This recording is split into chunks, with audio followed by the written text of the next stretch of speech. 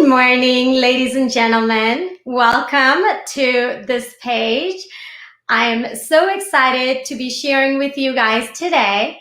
And what an honor to be here with you guys. I would love to thank Simply Jaipur publication page and Anshuji especially for inviting me to talk from this forum. And I'm super honored to be able to do that. And I'll just give you a little bit of my connection with her. A few months back, I wrote a couple of Hindi poems, and I thought they were, poems. And I posted it on my then Instagram page, and she happened to see it, and she loved it, and it was an encouragement to me. And so that led to a connection, which led to a friendship, which led to, her being able to put a couple of poems on the Voice of Jaipur publication page. And over time, here we are together. And I already see a lot of you guys are jumping in, sending me messages, and thank you. I truly appreciate you guys taking the time this morning and sharing it with me when you could have been doing like a million things in the world this morning. And all of you guys that are moms, that are parents, dads, or single people that could have been in the gym or working out, here you are to spend this time with me. So it is my honor to be here with you, and I'm so thankful for it. So you have probably never seen me on this forum before. To be perfectly honest, this is my first Facebook Live. I've never done anything like that before.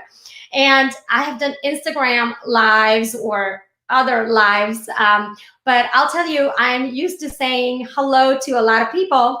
And I just want to kind of generically say hello to a lot of people that I see on here. I see Nicole, Nabriana. Who do I see? Rosa, Jill. I see Hope Rana, Nana Guerra. I see you guys. It is so awesome to have you on here with me this morning. Let's see, Chelsea, Carolyn. Good to have you guys here. So cool. Hello, Hearns. Apparently you're from Florida. I wonder if any of my buddies from India are going to be able to plug in here with me today. I know it is 7 p.m., a little past 7 p.m., and you guys might be in the thick of things, but if you took a minute and you came by to say hello, my goodness, what a wonderful thing. I appreciate that so much. And so here we are. While you guys are logging in, jumping on, kind of getting comfortable, let me start with this. Let me introduce myself a little bit, because some of you guys might have known me, some really don't know me from anywhere. You saw a little bio about me. You might have thought that the topic was really great, the art of managing oneself. Man, it sounds like a brainy topic, doesn't it? And a deeper kind. But really, there's not as in-depth that we're going to go today, but we're going to have a good session today. But so you probably might have seen that, and you might be like, I'm kind of interested. Let's see how this goes, how this works. And so here we are talking together, me and you. And, if you have any questions through this time, I don't know if I can quite answer it right away, but maybe if we have a couple of minutes left over towards the tail end, we might get to a couple of those questions and answer them. Of course, you can always reach me through comment sections after the live is over. And if I can get back to you and answer any of those, it would be my honor and my pleasure, to be perfectly honest.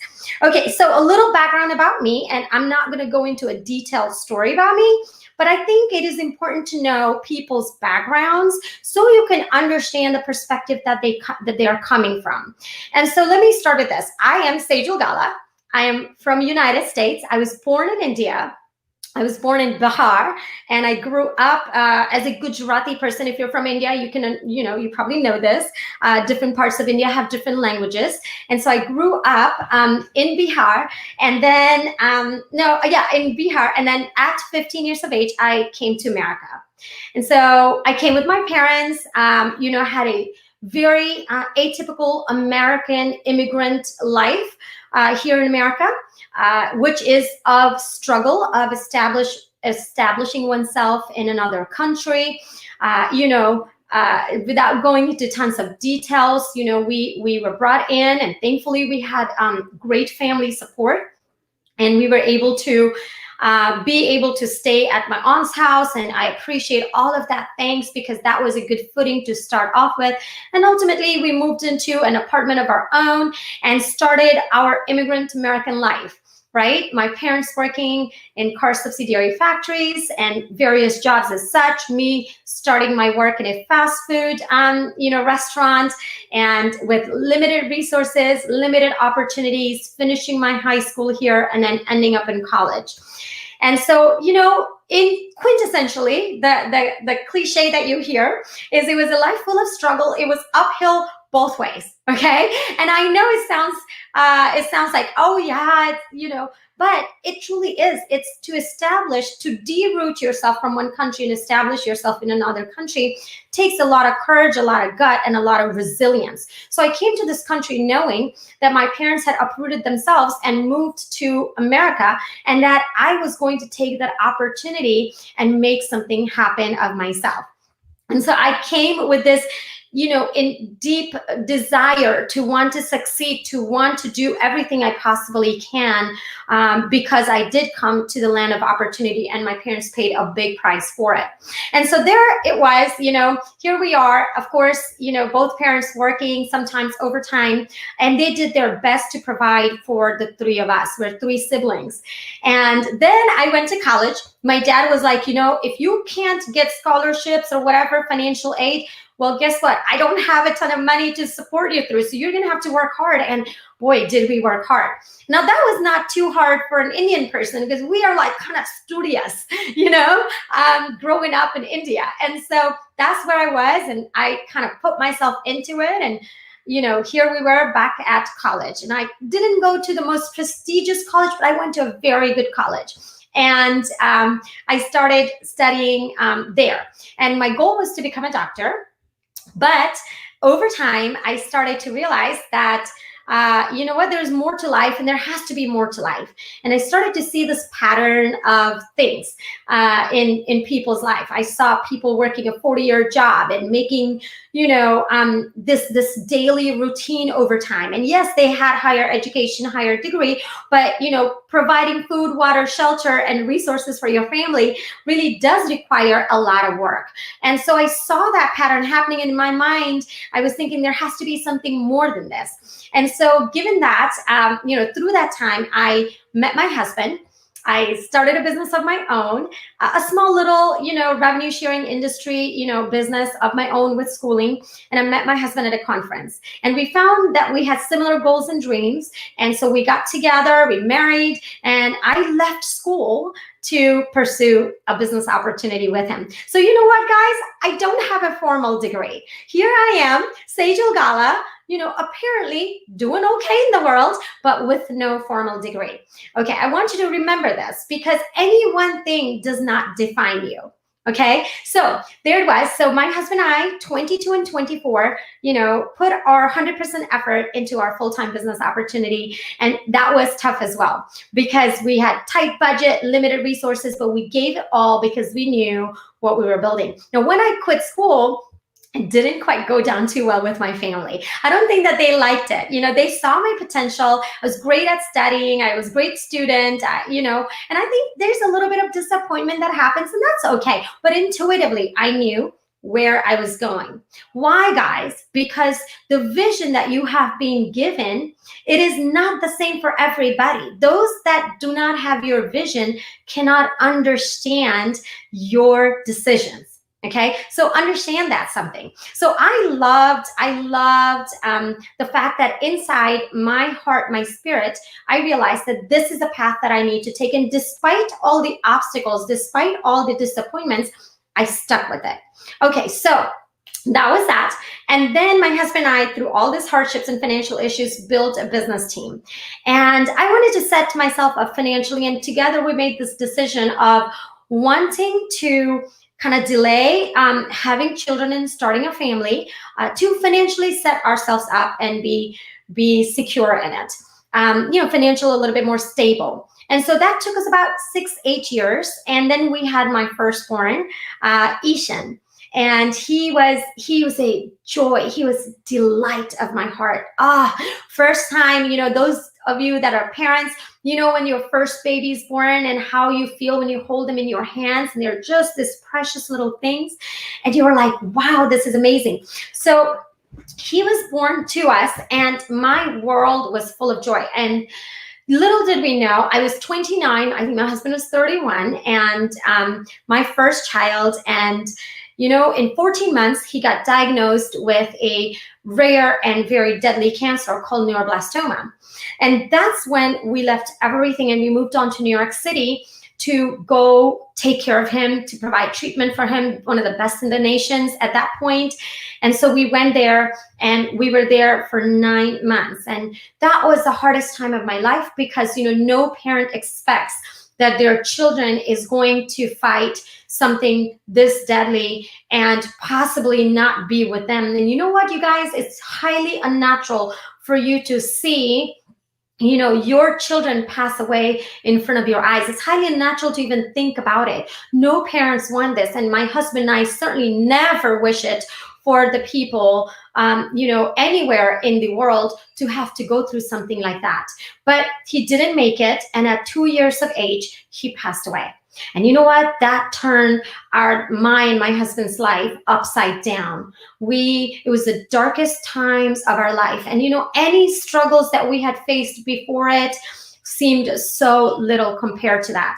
And so today I am speaking to, one of the things on my bio says that I'm a co-founder of a charity, Sejal Gala Foundation, which is a pediatric nonprofit charity that supports children and their families with cancer in Central Virginia area, now a little bit further out.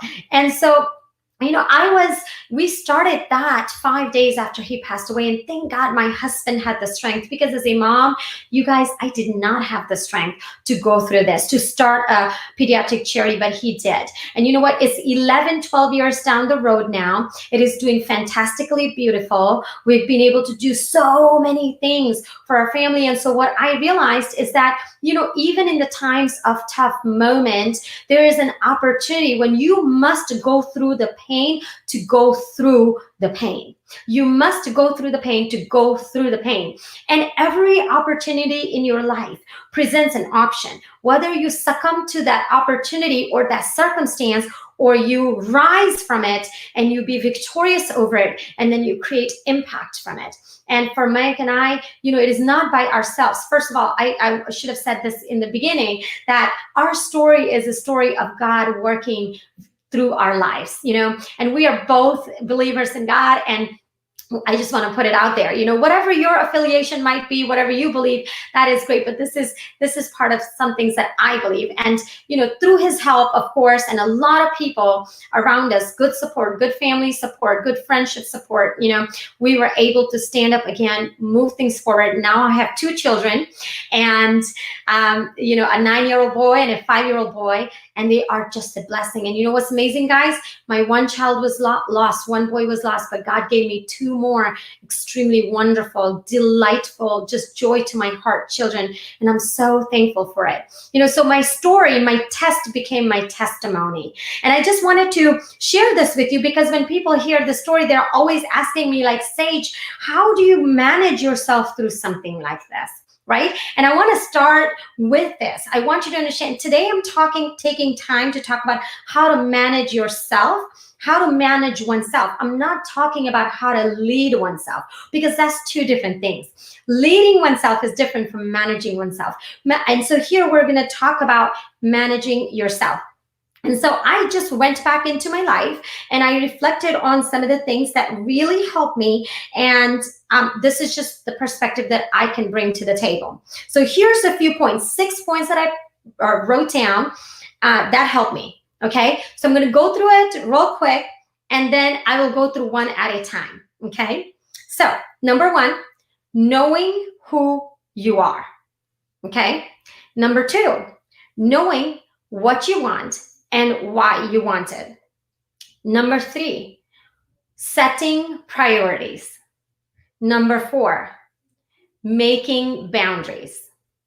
Number 5, keeping my holistic health, being healthy. Number 6, stop chasing balance. Okay, those are the 6 things that help me. And why do I talk from my perspective? Because, guys, I'm not a motivational speaker. This is not my profession to speak to people. This is literally a favor back to my awesome friend Anshuji today. And I am just delighted that I can do this, but sharing from my perspective. So knowing who you are, that's a deep question. Who am I? When we think about this, it's like, whoa, the spiritual stuff starts to happen. We go into the metaphysical. We start to wonder, like, wow, deep question of who am I? Am I a soul? Am I a body? You hear all these great Instagram quotes. Why don't we simplify it a little bit, okay? And for me, knowing who myself, who am I, boiled down to 5 basic things. Okay, you can certainly go quite in depth with it, but it boiled down to 5 basic things for me. I gotta put my glasses on because the girl needs her glasses, okay? Okay, your strength, weaknesses, your values, your performance, and your preferences. So if you can ask yourself these 5 questions, what are my strengths? What are my weaknesses? What are my values? How do I perform? And what do I prefer? That is a very basic skeleton through which, who are you? You get to know yourself. Do you realize that, often we don't even know who we are, and sometimes it takes literally lifelong in understanding who we are. In our younger years, we are who the world says we are. We are what the peers do. We are what, then in our professional life, we are what our, boss demands. We are what our neighbors do. We are what, keeping up with Joneses. This is who we are in our earlier professional life. But really, this is a quote from Cooley, and I first heard it by Jay Shetty, and I love this quote. Here it is. It's a very brainy quote. Are you ready? This is what Cooley says, and this is so true. He says, this is a quote, "I am not what I think I am. I am not what you think I am. I am what I think you think I am." In other words, we often think who we are is actually a perception of somebody else's opinion of us.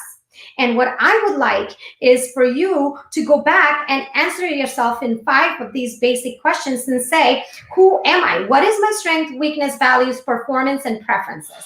These are the 5 things, okay? Because why? Why does it matter? Because I realize that everything that I do, everything that you do, okay, is an extension of who you are. Your work, your business, your relationship, your contribution to your society is all an extension of who you are. If you do not know yourself, you do not know what to do.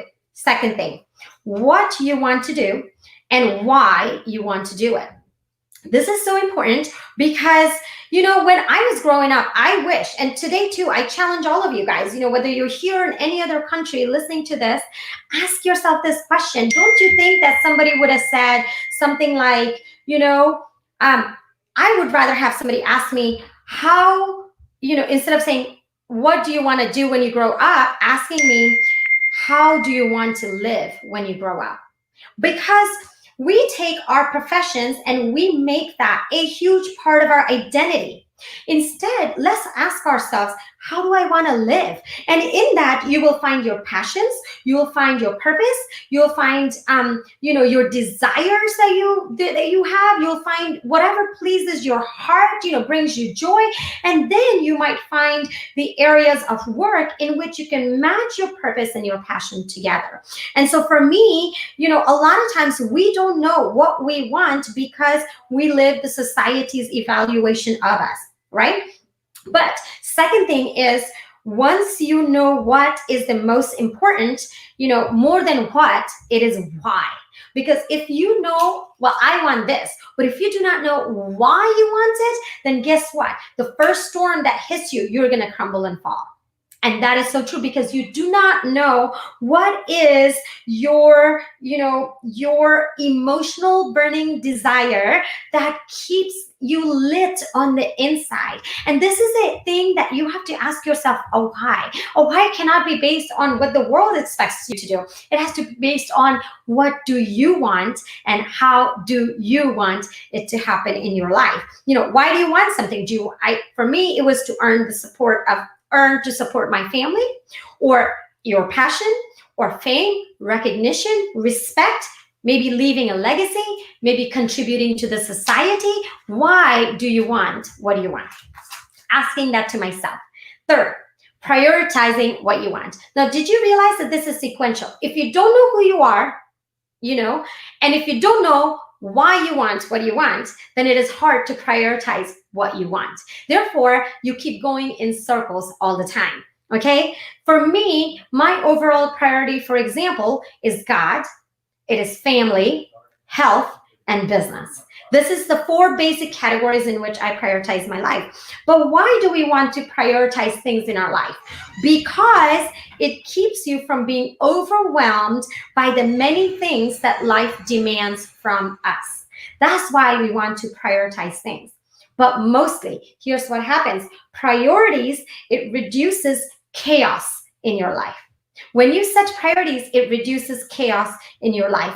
A peaceful life, you guys, a peaceful life is a productive life. And so when I realized that when I choose my priorities and work in my priorities, I meet 80% of the things that I would want and would want to exert my energy on. It's like when you're hungry, when you're 80% full, you're pretty satiated, aren't you? But what if you ran on haphazard eating and you never were completely quite full, and you ate a little bit of this over here and a little bit of that over here? You would not feel like you're constantly hungry. You're constantly just wanting to grab things. So, this keeps me in 80% satisfaction in my life and working in the areas that I want. Also, priorities are not goals. Realize this, okay? Priorities are not goals. Goals have deadlines. Priority are togetherness. Like, what is it that you really want, and putting that on the calendar first. Okay, next thing, setting proper boundaries. Okay, setting proper boundaries. Now, this is a philosophy I have. Have you heard this before? All matters expands to fill the space. You've heard that, right? Okay, my philosophy kind of extends a little bit beyond that, and it says all matter expands to fill the space, but all work expands to meet the deadline, and all life expands to the extent of my boundaries. All life expands to the extent of your boundaries. In other words, there's a misnomer out there that boundaries means limitations. And no, boundaries doesn't mean limitations. You can excel, you can break the limits, but you cannot do it all. What it does is that it allows to keep the distraction away, and it allows to work focused in your zone. So setting boundaries keeps things from being muddled into each other and keeps you starkly in your lane, which is so important, because the minute you take your eyes off of yourself, guess what happens? You know what? You let other things sneak into your life, and all of a sudden you've lost the track of the direction that you have wanted to go. And so keeping the boundaries. 2 more things, okay? Staying in good health. That was important to me. Why? Managing myself. I realized that, health was not just about body, your physical body. To me, health is actually encompassing mind, body, and spirit. And so, yes, it does require, intention to be able to keep all these in fine tuning. Now, I'm not saying you can do all of this all at once. Don't get me wrong. I mean, this is, I've been married to my husband for 22 years. I've been running a company with him for over 22 years, 24 years now. And I have been running the Sejal Gala Foundation, over 10 years, 12 years now. So it is a lot of work that has gone into it. And it's constantly something that I come back to and, fine tune and fix. But here's the thing, mind, body, and spirit. Let me ask you this question. What is your inner climate looking like right now? What is it looking like right now? What is your mind doing? Are you training your mind to see the positives in everything, to look for something good first thing, when you see something, instead of looking for something bad in it? Do you realize how much of the world, news, this, that, whatever, always highlights what is wrong in our society? But, if we take a look at, yes, those are important to us. I'm so sorry. I'm not sure what is going on here. So, if you realize that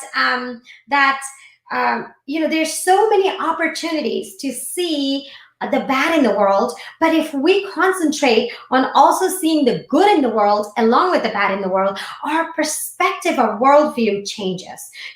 We see faith things. When things happened to me in my life, I realized that, it was the darkest moment of my life to lose Ishan. But if I took my eyes off of myself and I saw other families that were struggling through it, guess what? That relieved the burdens of my heart. Taking our eyes off of ourselves, putting it on somebody else, trying to find positive in a given situation is a conditioning of your mind. And it takes practice, and it takes daily practice. So I do that. Body. I have 3 basic things for body. Eat well, sleep well, and breathe well. It's the most basic thing. Eat well, sleep well, breathe well, exercise a bit. Okay, 4th. Lastly, spirit. Why spirit? Because we don't think of our inner spirit. I realized that when my son passed away, my spirit was broken. It was broken. It was the darkest spot of my life. And I realized that in that time of my life, there's nothing. I'm glad that people told me some great things and gave me support and encouraged me through it all. But there's no way that this could have happened without a higher power. He's the one who brought me things, okay? He's the one who brought me through stuff. So having a foundation in which you sow into your spirit every single day or on a constant basis keeps you through the storms of our life. Okay, that is so, so important. And the last 3 things, one thing that I want to share with you is the last point, and that is don't chase balance. Okay, stop looking for balance. I stopped looking for balance a long time back. You know what I started to do? I started to look for harmony instead. And why did I start to look for harmony? Because, when you think of balance, what comes into your mind? Right? What comes into your mind? You think of this guy on a tightrope, okay, and on elevated, and they have a little rod in their hand, and here they are trying to keep that balance on this thin, narrow line, and wiggling over here, wiggling over there, moving this way, moving that way, and holding on to something really tight to keep that balance. And it's a requisite that is outside of yourself to hold on to something and really keep you steady. So your mind can only be focused on just that one thing, on keeping the balance. And I found that was kind of unhealthy for me. I found personally that, looking for harmony is a much better way to do life. Why? Because harmony is everything is interconnected. This thing relates to that thing, relates to that thing relates to that thing. And ultimately, it makes the best music at the end of the day, and I realized that keeping the harmony allowed me to really create a beautiful music of my own life. And it was unique to me rather than unique to somebody else. And there's times when you have been or seen an orchestra or something like that, when the chords are really zinging and you're like, I don't quite really like the sound much. I like that melodious sound. But overall, it fits in the actual melody. It fits in the whole harmony. Every pain in your life has a reason. And understanding that every happiness in your life has a reason, and that pain and happiness are related to each other. That chasing something in that time period is important because that goal has to be met for a specific reason. But then also taking time off from something and rejuvenating yourself is important because your spirit has to be met. Do you see this interconnectedness? And you know what? The testimony of my life is, you guys, that if I didn't go through the pains that I have to go through, I wouldn't be the woman I am today. And so in that moment of pain, it was hard. It was very hard. It probably is going to be hard for you guys. But you know what? Go through it so you can go past it. And then you can see the beauty of why you went through that. So your test will become your testimony. Guys, my 30 minutes are over. What a pleasure sharing with you. I appreciate the time that you've given me. That was a lot that I shared, but I hope this helps. I wish you guys a very, very wonderful evening or morning, my dear friends. Have a great day.